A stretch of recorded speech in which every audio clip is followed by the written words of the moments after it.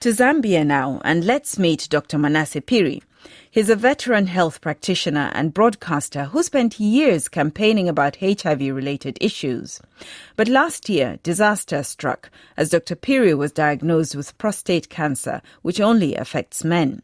He's currently going through a series of treatments, but has also decided to start a weekly radio program to raise awareness about the issue and what men need to be looking out for. I spoke to him on the line from Lusaka.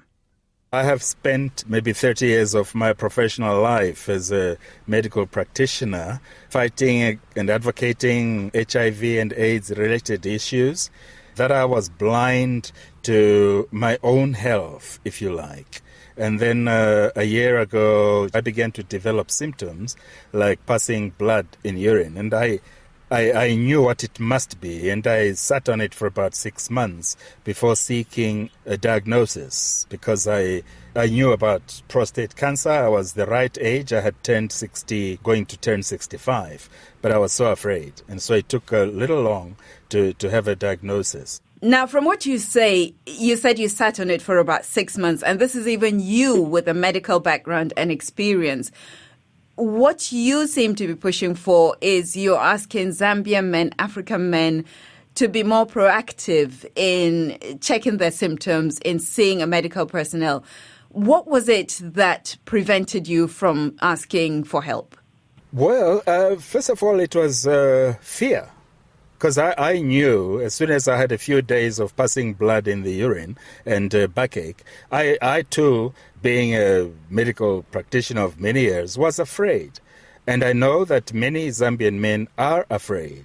And so this campaign is about getting people to understand that we need to jump over that fear. The earlier there is a diagnosis, this cancer can actually be treated and it can be cured.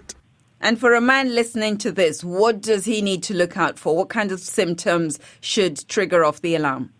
Well, I think before symptoms, if the man listening to us right now is a black man, that in itself is a risk factor. If there's members of his family, his brothers or his father who have had prostate cancer, it's even a larger risk factor. So rather than look out for symptoms, even as well as men are right now, if they're above 40, they should be going to see a practitioner to get examined and also to have a blood test done.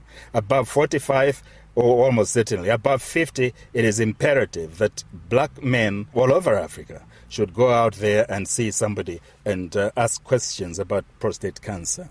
On your radio program, I heard you calling on women, wives, mothers, sisters to talk to their men. What kind of role do you see the women playing? It's very important.